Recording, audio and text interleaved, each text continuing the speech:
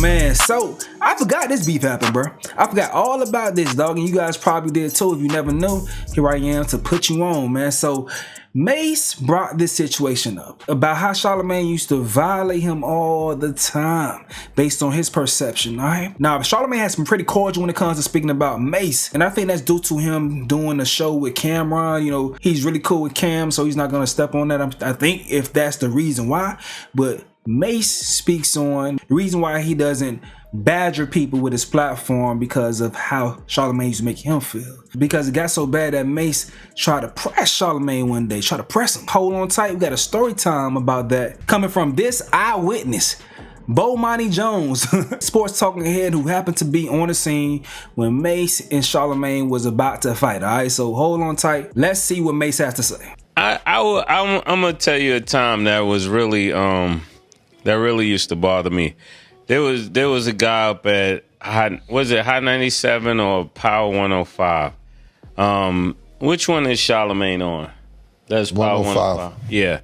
So it seemed like every time something came up, Charlamagne would just talk about my name, like just go in a negative direction. I didn't know what was the connection that we had or where our paths crossed or what happened, but it just seemed like he always had a negative take about me.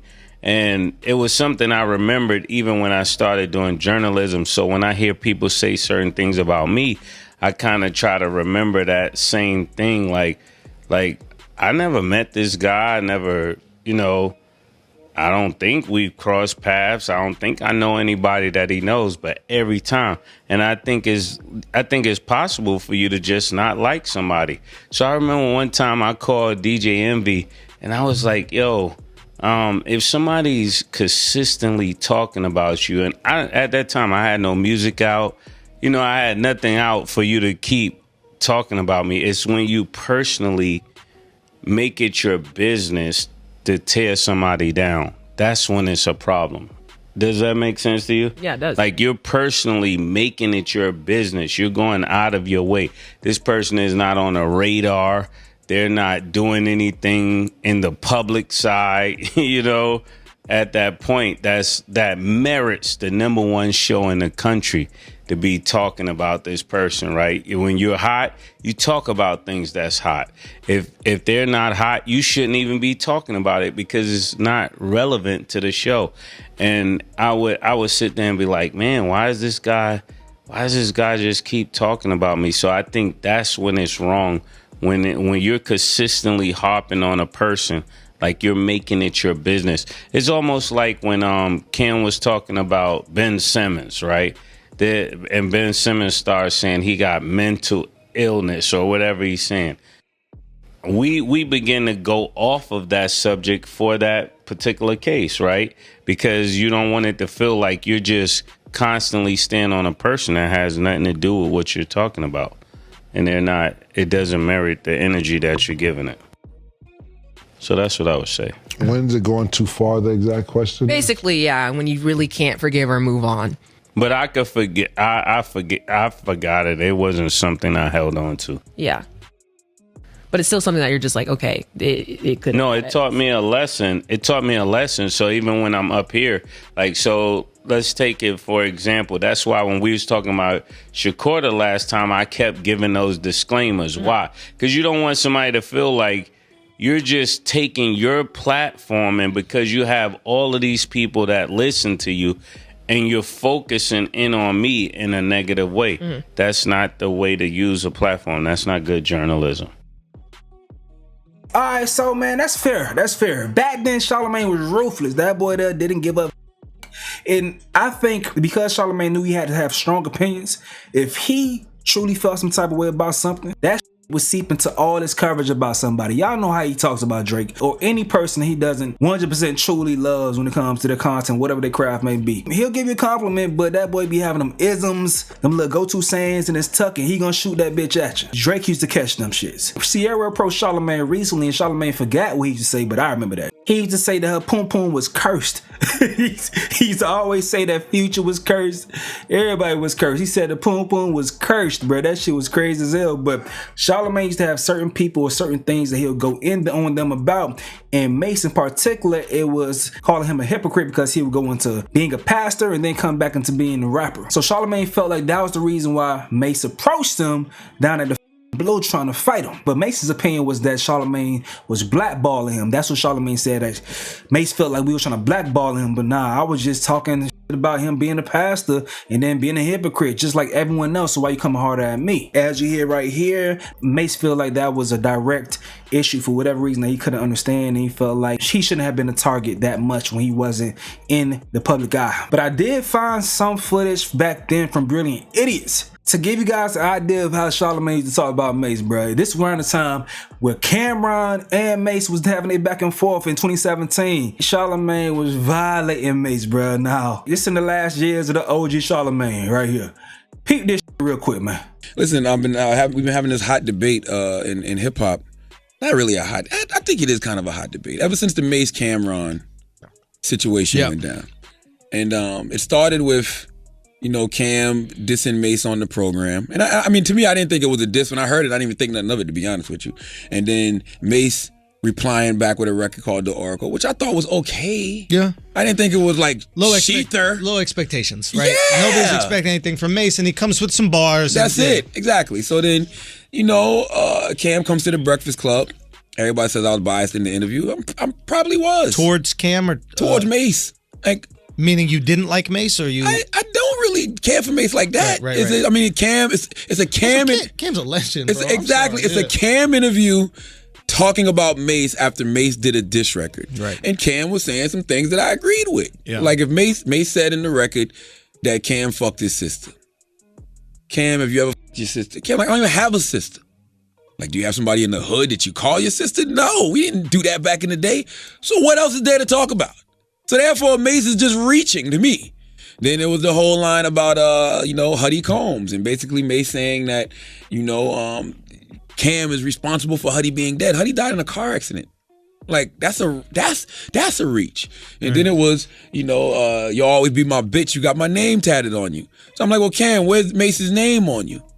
And he's like, I don't have Mace's name on me. I got Harlem World on me, but they all got Harlem World tattoos. Like it's Harlem World. Right. Like it was Harlem World before Mace. Before Mace, right? Yeah. So everybody's like, yo, you should have pressed Cam. Like, first of all, I'm still old school, so I take things literally. If a man says, you got my name on you, I'm thinking Cam really got Mace's name on him. I don't know how close they were. Right. Baby got Wayne, Wayne got Baby, Drake got Wayne's Drake face. got everybody. Exactly. Yeah. So I didn't know. You're not a famous black guy unless Drake got you on his biceps. So now this whole conversation has started this thing in New York where it's like, Mace is one of the greatest lyricists I saw that. Where'd that come from? Where did that? And you know, everybody like, oh, you from South Carolina? F me being from South Carolina. That don't got to do with nothing. That has never been a conversation. No. Let me ask you a question. How bored are New Yorkers, yo? Clearly. Clearly. Listen, we don't do well between Christmas and Thanksgiving. Bro, and the Knicks are doing okay this year. I know, bro. Like, goddamn. It's a bad time for us. It starts to get cold. We don't know what outfits to wear because we're still trying to flex our spring. It's a bad time for New Yorkers between Thanksgiving and Christmas. We're just bored. Leave it at that. They're like, you don't know Murder Mace. I'm like, neither do you. Murder Mace is a myth. Where is this Murder Mace guy? I've listened to old Children of the Corn stuff on YouTube. Yeah. I used to listen to all the Clue tapes. Mace was just okay. Yeah. Now he had more pop success. Yeah, absolutely. But as an MC, it's superstar. not even, Mace was a superstar. Nobody's taking that away from him. Right. He was a star. Sure. Top 3 most famous bad boy artists ever. It's probably Diddy, Biggie, and then Mace. Yeah. You know what I'm saying? So I get on the radio yesterday and I go, look, man, when it comes to lyrics, when it comes to bars, just skills, we're not talking about nothing else. I don't think Mace was a top 5 bad boy lyricist. It's like, who's top 5 bad boy lyricists? Biggie, Jadakiss, Styles. We forget that the locks were on Bad Boy. Biggie. They all came from the same era. Jadakiss, Styles, and Chic. I'm taking Chic too. Black Rob, G-Dep, then Mace. That's not a diss. Hold on. Loon wasn't in that era. What's it called? Bone Thugs on... No. On Bad Boy? They weren't at all? He wasn't on Bad Boy. No, Bone Thugs is not on Death Row, Chris. Stop. Well, what? Bone Thugs was Ruthless Records, Eazy-E. The only reason I thought that was because they had that collab with, remember when Biggie did the song with Bone Thugs? It's Bones and Biggie. Oh, yeah. That was a collab. That was a collab. Now, you can argue, a lot of people will be like, Mace was better than Sheik. Listen, I like Sheik. You know what I'm saying? So, but I'll even give you that if you think Mace is better than Sheik. They're like, but Mace is definitely better than G-Dep. All right, cool. Either way, he's still number 6 in that rotation. And there's nothing wrong with being Andre Iguodala. There's nothing wrong with being a great player on an all-star team.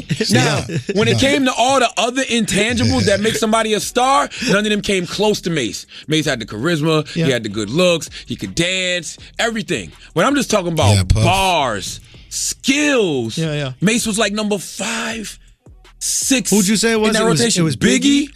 Biggie goes without saying. Jada, Styles, Sheik. That's the whole lot. Then Black Rob, who is so underrated, and I challenge anybody out there, if you've never listened to Black Rob, please go listen to Black Rob's album, Life Story. Go listen to Black Rob's album, The Rob Report. He's really dope. And then G-Dep. Now, I was talking to some Bad Boy executives this week, like people that were there from the beginning, and they were like, I agree with you, but I'm going to put Mace over Dep. And they said the reason I'm going to put Mace over Dep is because Dep was really hit or miss. When he was focused, he could go in. When he wasn't focused, he'd just be like fish and spaghetti. You know what I'm saying? Because that was a bar he had, right? You know what I mean? He had one song, though. Dep had one song. He had a couple. He had 2 singles. Let's Get It. And Special Delivery. Special Delivery. Oh, that's right. Motherfuckers still Harlem Shake to that shit today. That's true. But then Child of the Ghetto was a dope record. Blast Off was a dope record. The album is good. His album is really good. Yeah. But now he's in jail because he confessed to a murder. I guess he pulled a Russell Simmons. He's like, look, man,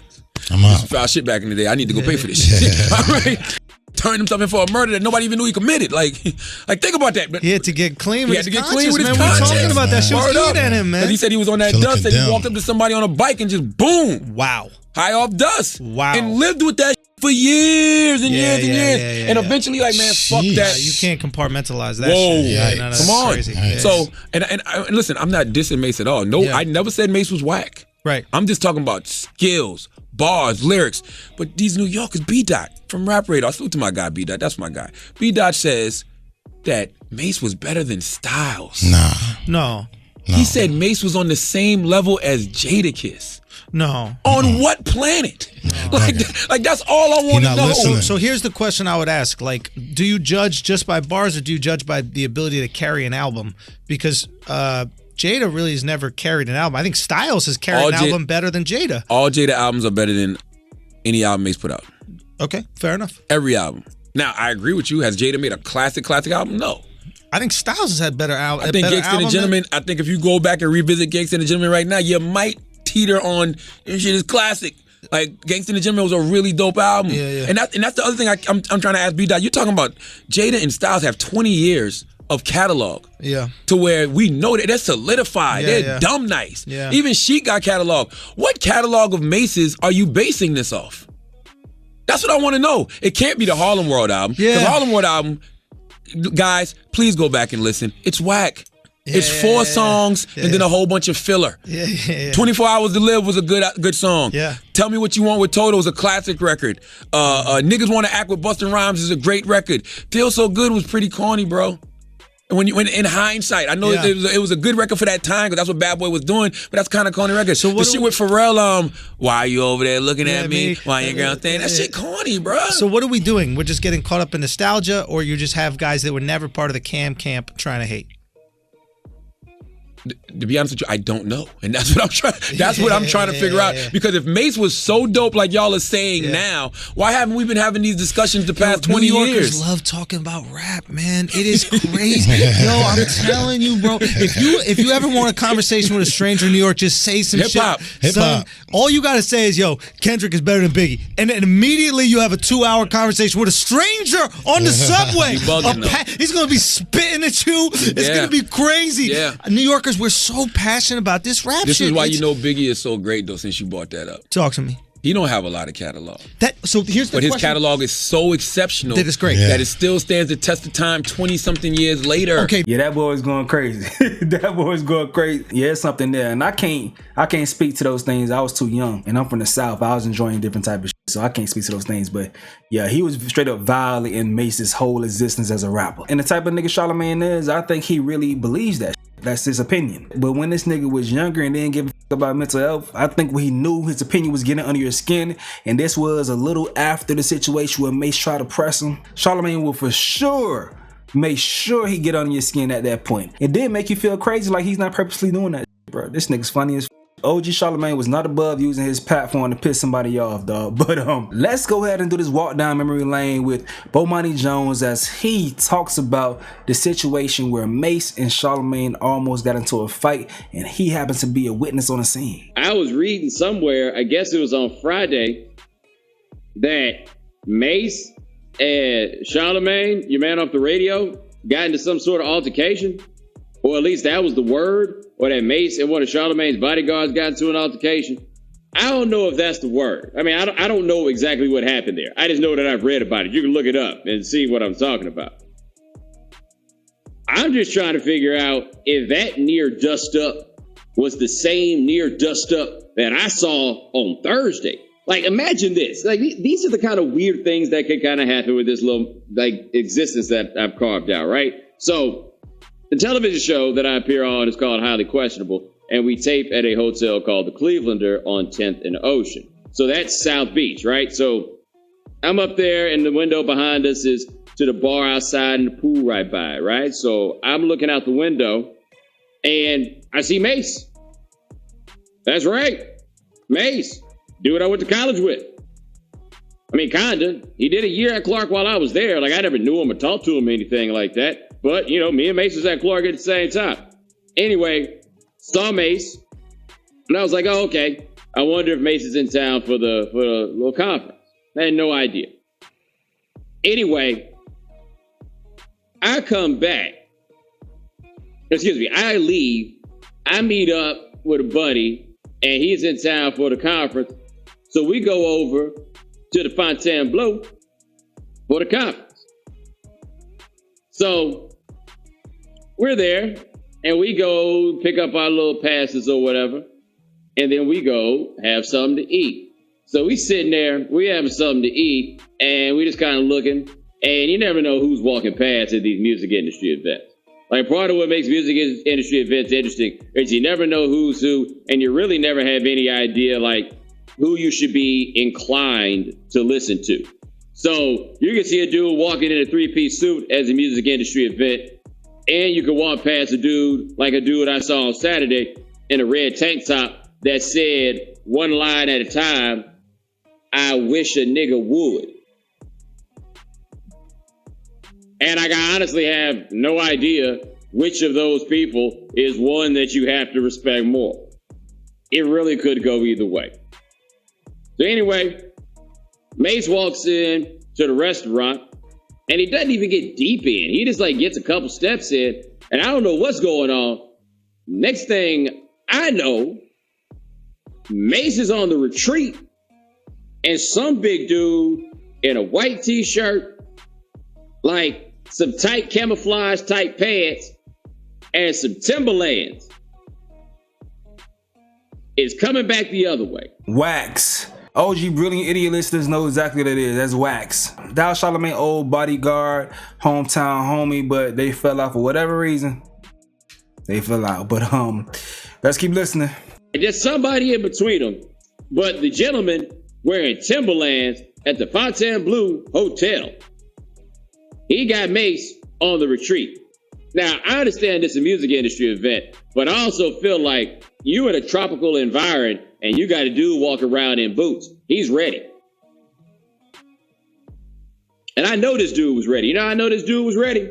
Because as he's trying to get at Mace, and there's somebody in between him and Mace, this dude starts reaching in his pocket and starts putting on gloves.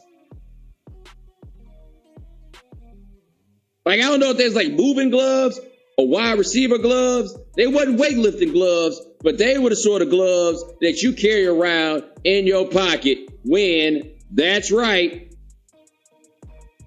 when you bout that life. Right. Like, seriously, this gorgeous pool is outside. My man has got on like the gloves and his Timbs. And he's trying to get, I mean, this is what he's trying to do. The homie Mace is backing up. Mace is backing up. And I hear Mace say something like, man, I left 100 people back there. I don't know what Mace was talking about. All I know is whoever it was that was bringing this ruckus to Mace, he absolutely and totally believed that he had the moral imperative on his side. Like whatever got this going, he's like, you wrong. You know you was wrong. You know you was wrong. Like totally positive that he had the moral imperative involved. And so Mace is backing up, and like you could tell Mace is heated because Mace is talking louder than he probably normally would, but he's still talking like Mace. So can you imagine somebody talking like Mace, except the ruckus is right there and he's still talking like Mace? Right. Man, I left 100 people back there. Like the whole way is like, and I didn't know this was going to happen. I'm just sitting there having a late lunch. It's like 3:30 or something, like 3:30, 4 o'clock. I'm just sitting there having a late lunch. And I'm just watching this like, oh, what's going on? So finally, somebody gets it like broken up enough and they apart. And I look and I still see that my man in the white t-shirt is where he was, like right in front of the restaurant. So he's standing there and I look over to the left and like going around toward the curve where you would go to the pool. There's Mace. And like somebody talking to Mace and somebody talking to the dude in the white t-shirt, and security by now has been alerted that there's been some sort of dispute. So security's just kind of posted up in that area, and God knows what security expected might happen in the course of this weekend. Anyway, they're all there, and what I'm trying to figure out is, all right, y'all almost got into a fight. Regardless who started it, regardless the reason, regardless of how we got here, y'all almost got into a fight. Why are y'all still in the same room? Like there was no reason for either of them to still be in proximity. One of them could have gone to the pool. One of them could have gone to the lobby.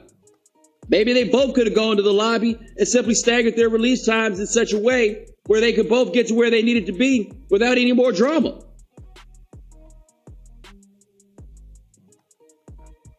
I have no idea. So then I look up in the news. Ah, yeah, there we go. There we go. I think my man Virgil got it. There we go. If you say he keeps baseball gloves, uses baseball gloves when he fights, and keeps them in his back pocket, then that would be Charlamagne's bodyguard. That would be him. Because after the ruckus was kind of broken up, the baseball gloves went right back into his back pocket. You have solved the mystery for me. I saw the fight that everybody was talking about. So anyway, yeah, if you happen to be looking this up and see it on the internet, I need to figure out what it was. I was there. Like I literally was right there.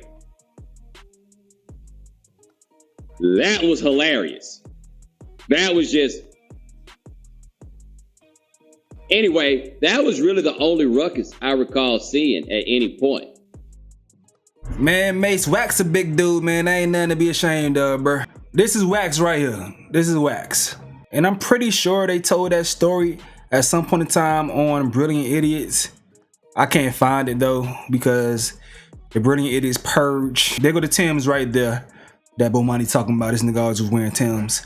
But because the Brilliant Idiots purge, I believe in 2020 or whatever, there's a lot of shit that's going, so I can't find it when he talked about it. But for whatever reason, Wax and Charlamagne, they ain't cool no more.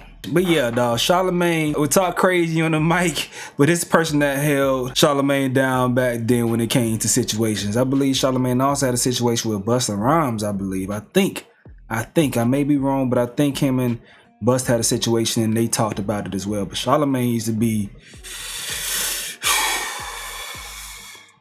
into some.